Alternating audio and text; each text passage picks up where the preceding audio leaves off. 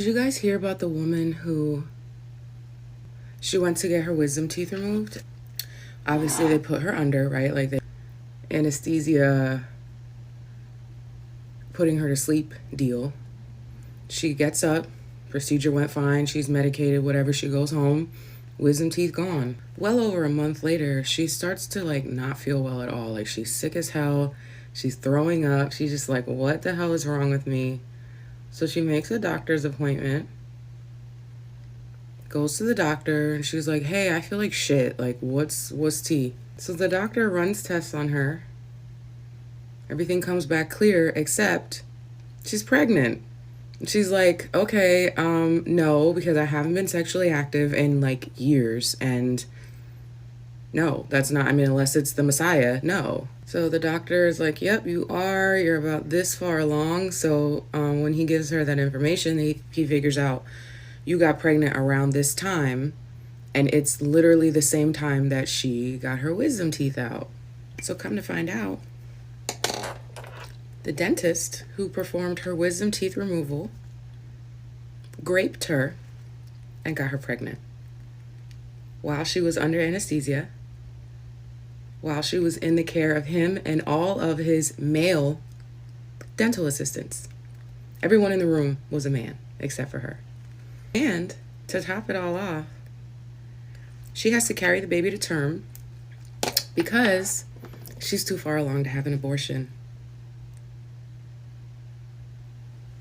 That is why there is a male loneliness epidemic. That is why women are choosing to not have children and to not get married. We're not safe here. Y'all hate us. You make it clear every fucking day.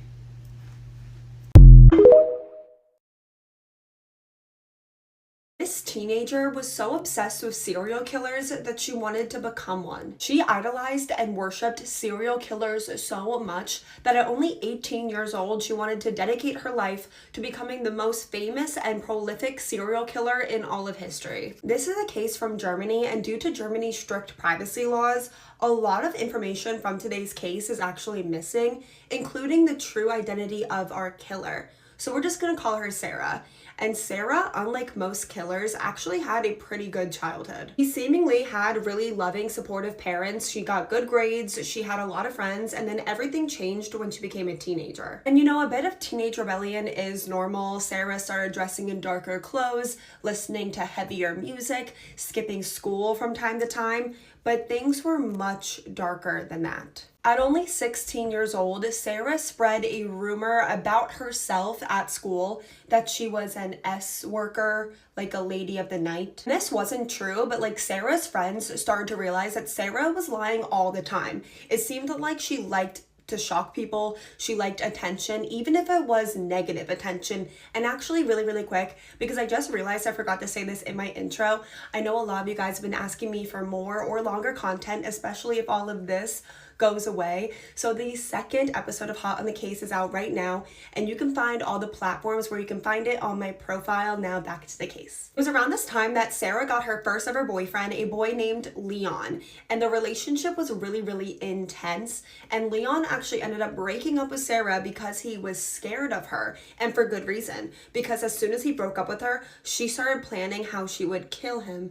At this point, Sarah's interests, her life had gotten so dark and disturbing. Sarah became obsessed with serial killers, and I'm not talking about an interest in true crime or being fascinated with psychology. Sarah worshipped these serial killers. She idolized them. She was crushing on them like some serial killer fangirl, especially Richard Ramirez, the Night Stalker. He was the background on her phone, and also she had posters of him and Ted Bundy covering her bedroom. And at this point, she's 17 years old to early 18 years old, and I'm just wondering what her family, her parents, think about all this. Sarah began fantasizing about becoming a serial killer, but Sarah didn't want to be any serial killer.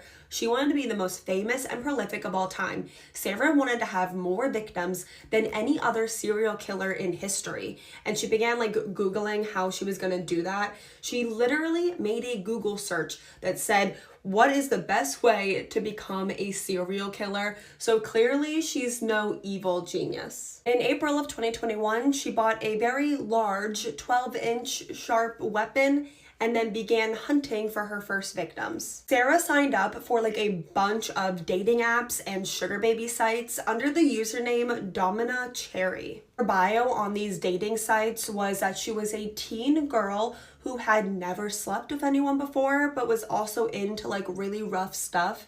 And she planned to meet a bunch of men this way because at this point she decided like she really just hated men and wanted to kill all men after her breakup with Leon. And she planned to meet men this way and then lure them into like a secluded area where she would end their lives. Because of the certain bio that Domina Cherry chose for her dating sites and her like sugar baby sites, she started getting a lot of attention. She actually got over 220 messages from men on these sites in less than 3 days. Sarah had a date planned for May 3rd, May 4th, and May 5th, with the plan to kill each man on each date 3 days in a row. But her first victim that Sarah chose was a 39-year-old man named Zayed. And he messaged her on May 1st, and they planned to meet up that very night. Sarah had already told a handful of her friends about her plans to become this terrible serial killer, but right before she planned to meet up with Zayed, Sarah actually left a voicemail for one of her friends, a girl named Francesca, saying that she was about to kill her first one and to wish her good luck. And I know Sarah is like known for being a liar at this point, but like when Francesca gets that voicemail from Sarah, she doesn't go to the police, she doesn't tell anyone. All Francesca does is make a Google search of her own. Can I get in trouble if I know about a murder? The answer is yes. Zayed picked Sarah up around 8 p.m. and she directed him to a remote cabin that her family owned in the woods that actually did not exist. And once Sarah had Zayed turn on to like a secluded dirt road, she took out her 12-inch sharp weapon and plunged it into his neck. Zayed actually attempted to like fight off Sarah, and he was able to like hold his wound to stop the bleeding, and he just like took off. He ran towards the main road where a car stopped. They like helped him like a little bit because the person in the car was actually a nurse, and then they called the ambulance. The ambulance came and rushed him to the hospital. Meanwhile, Sarah is like also panicking, and she also ran away towards like the nearest town because Sarah didn't expect Zayed to like fight back. She just thought that he would automatically die. Sarah ran all the way to a nearby town, and she's looking completely disheveled. She's covered in blood, and she's just whispering to herself, I'm a killer. I'm a murderer. So onlookers in the town called 911, obviously. Sarah was arrested and taken into police custody like 30 minutes after attacking Zayed, and I find it so funny. Well, not funny because she's a killer, but you know what I mean, that Sarah wanted to be this like prolific serial killer that never got caught, and she was gonna have the most victims of any serial killer ever, and she got caught like 30 minutes later, like a half hour later. And I call Sarah a killer because although the hospital did as much as they could, the damage that Sarah did to Zayed was just far too much, and he did pass away surrounded by his family. And Zayed has definitely been scrutinized in his case for his decision to want to meet up with an 18-year-old girl.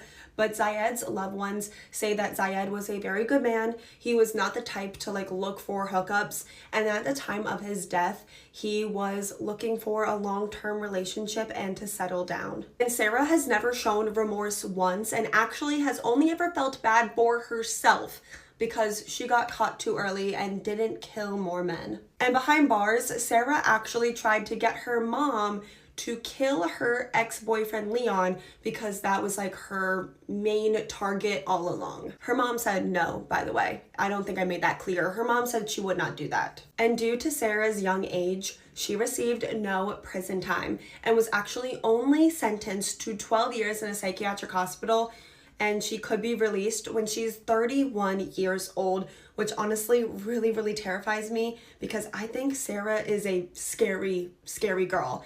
and a danger to society. And as for Sarah's friend Francesca, who got that voicemail and knew that Sarah planned to kill Zayed, she was arrested and was facing 5 years in prison, but the charges were dropped. And that's all I have for today's case. Hope you guys all had a very happy new year, happy holidays, and I hope you guys know that you guys were truly one of the biggest blessings of my 2024. Make sure you guys all check out the second episode of Hot on the Case, and I will see you guys tomorrow. Love you. My mom was molested when she was a little girl, and she made it her goal to make sure that that would never happen with me. She would do so by showing me snuff films and forced me to watch them as young as like 10 and 11 years old. I remember videos of like women being beheaded by men and things like that to show me why she's so strict. She enjoyed watching snuff films, enjoyed and got off listening to the Toy Box Killer audio. And she forced me to listen to that when I was a little girl as well, to show me like, you know, the kinds of men that can be out there. But when it comes to intrafamilial child torture, it is breaking down that kid's psyche, and you're trying to make that child think like you're brainwashing them into believing that these behaviors are okay, these behaviors are normal, and everybody else is wrong. My stepdad actually had sex with my mom's mom. Yeah, my grandma. It gets crazier. So my stepdad was married to my mom's sister and had my brother cousin thing. At some point had relations with his mother-in-law, and then went to my mom. I was sitting in the living room, I was laying on the couch, and he was sitting in the rocking chair. And he texts me and he says, "So do you want to do it?" And I just text back, "No." And he rolls out of this chair and he goes, "I'm so proud of you. It was just a test." And I was like, "What? A test?" That woman who beat her son to death, her 14-year-old son to death, for not having completed his chores when she returned home after work. She beat him with an extension cord for over an hour, to the point where the boy fell, hit his head, was unresponsive, and she continued to beat on him for another 5 minutes before she really realized that he was unresponsive. She went to work. She had a bad day at work. She probably had a bad week, whatever. And she proceeded to come home and crash out on her son. And this is the shit that we talk about when we say that not all of you guys deserve to be parents, because you really do look at your children as this like punching bag. You guys look at them too as this release for your frustration. There's no way in hell y'all could tell me that she was beating him only because of the fact that he did not complete his chores. No, she was beating him because she probably had a bad day at work. She probably got into an argument with a lover, a family, a friend, whatever. She probably has a lot on her plate, whatever, but she doesn't know how to regulate her emotions. And so she came home and she beat her 14-year-old son to death. And now she's asking for sympathy, talking about that she wants time and she wants to be released so that she can grieve the loss of the son that she killed. Like, y'all be doing too much, and then y'all want to laugh at other people when they say that they want to exercise gentle parenting. Now, I'm not saying that gentle parenting is the best, you understand? I think that everything needs to be shaped, you know, towards the child that you're dealing with. Sometimes you need to hit them on their ass, you understand? And sometimes you got a kid where talking to them thoroughly is, you know, just as effective. But there's a reason why a lot of the new day, you know, these new millennial or Gen Z parents don't want to use corporal punishment, because we realize that a lot of our parents was taking out their frustration and their anger with other adults or other factors that they could not control, and they were using us as a fucking punching bag to relieve that stress and that frustration. And a lot of you guys have that mindset of, it was done to me, so, and I'm okay, so I'm gonna do it when I have my kid. No, a lot of y'all should not be fucking parents. And honestly, I hope God deals with you. I do. I hope you repent, Miss Lady. But I do hope God deals with you. I hope he does, because you should have never let your heart get so wrapped up into anger to the point where you crashed out on your son like that. But I remember when he finished, the mood changed again. Like, almost like he was apologizing but warning me at the same time to be quiet. And so I kind of thought it was over. I was like, this is over. I just want to go home. And as we started to leave, he again took me by the arm and we went up these, it's like a steps on the outside of what I would think is an oil refinery thing. And I remember him taking me to the top and looking down, and there was a bunch of sludge.